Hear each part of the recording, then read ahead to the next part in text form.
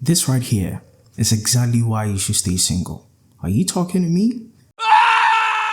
Zoe is a thriving art dealer who climbed the ladder of success, building her own agency. She has the perfect life, a great husband, Jason, 2 beautiful kids, and an amazing supportive mother. But despite the seemingly flawless life, Zoe has an addiction. She has an insatiable desire, and she's about to meet 2 men who give her everything the husband never can. One beautiful morning at the office, Zoe's assistant walks in with a to-do list that includes a business meeting with a trend-setting artist. Zoe is intrigued by his work and visits his art gallery. She's in complete awe of a man she's never met, but while she enjoys his art, she's rudely interrupted by this man who believes the artist is overrated. She ends up defending the art while insulting this man, but shortly after, she finds out he's the man behind the painting. He introduces himself to Zoe and compliments her beauty.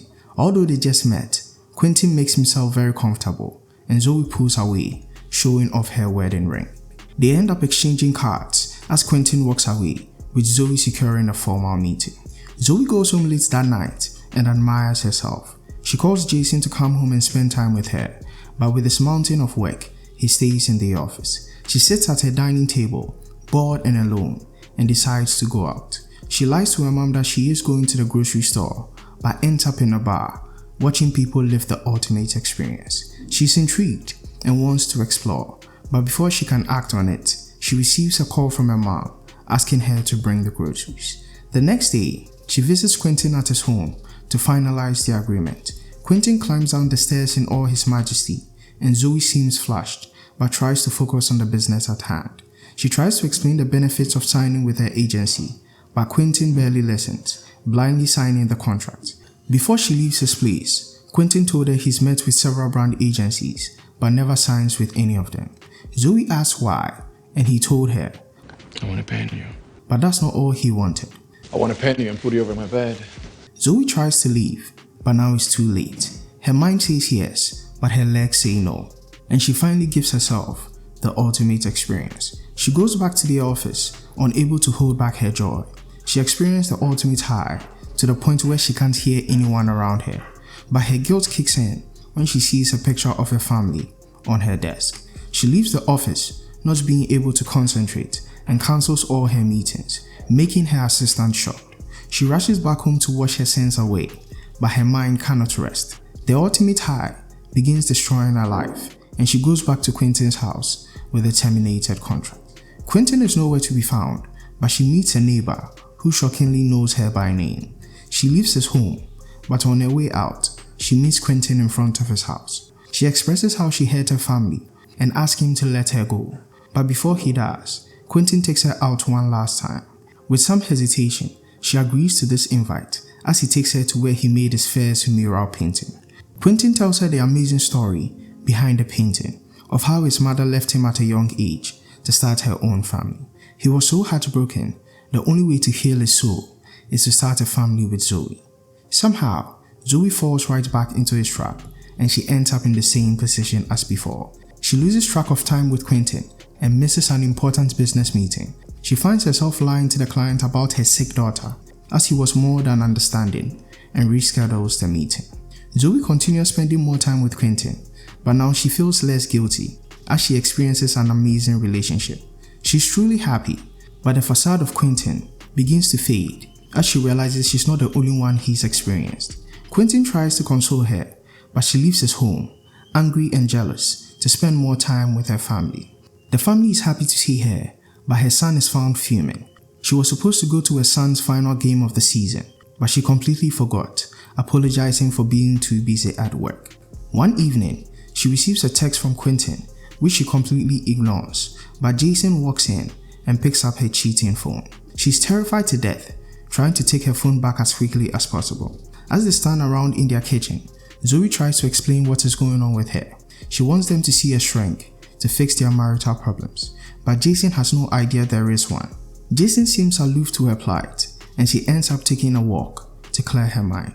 But clearing her mind did not do the trick, as she finds herself back in Quinton's bed. She was very happy, but now Quinton is found fuming. He's tired of being the backup plan. He wants more and begs her to leave Jason. She feels sad in the moment, because now she knows she has to find a new partner. She goes to a bar that night and meets a man she's attracted to.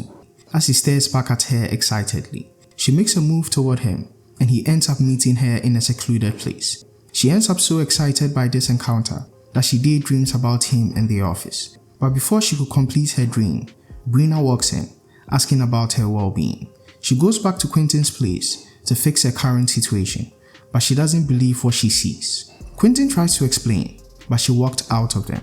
With Quinton unavailable, she goes to Corey, and Corey is happy to see her.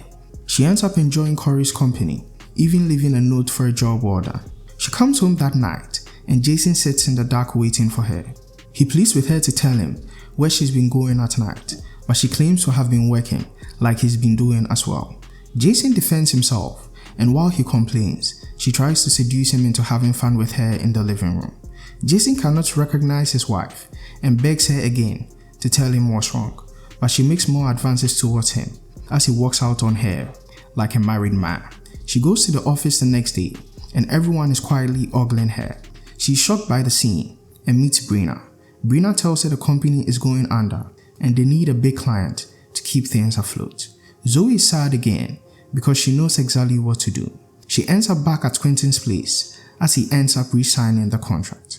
While she's there, there's a knock on the door and she goes to hide. It turns out it was Jason and his partner coming to talk to Quinton about a business proposition. She watches from a distance as she sees everything that happens. The next morning, the family is going out without her and she wants to join, but trying not to make them late, they leave without her. She uses this opportunity to go see a therapist who tries to get her to open up so that they can fix her addiction. But just like always, she ends up mad for paying all this money with no fixing and drives her car back home. In her driveway, she meets a man talking to his mother and wonders who he is. The rider comes closer and that's when she sees Corey's face. Corey kept calling her non-stop and with her not answering, he made her move to her home. She's scared for her life, asking her mom what the man wanted, but her mom is baffled by anxiety as she takes the package from her. She opens the bag and is deeply worried, but this danger is far from over. She goes inside to see Jason with a gift from Quinton and it makes her sick to her stomach. She finally sees how far her complex relationships have come and she invites Jason to Quinton's place to end this charade. That's when things take a turn for the worse. Quinton ends up bashing Corey's head to keep Zoe all to himself, and Zoe tries to run away from him, dropping a glass on the floor to hurt him, but he ends up stepping over them. She tries to hide, but Quinton ends up finding her anyway.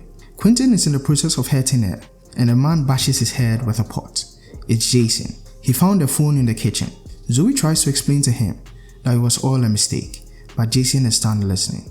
Zoe is tired of this life and tries to end her addiction the hard way. She ends up in the hospital as Jason helps her recover, but he decides to move out as this is too much for anyone to deal with. After much deliberation, he joins the help group Zoe was at, trying to help, and Zoe is happy as she believes the only way to heal is with her best friend on her side. The story ends with Jason getting his wife back as they heal together. Moral of the story? Thank you for watching. Please subscribe to Emoji Central on our homepage for your best content ever.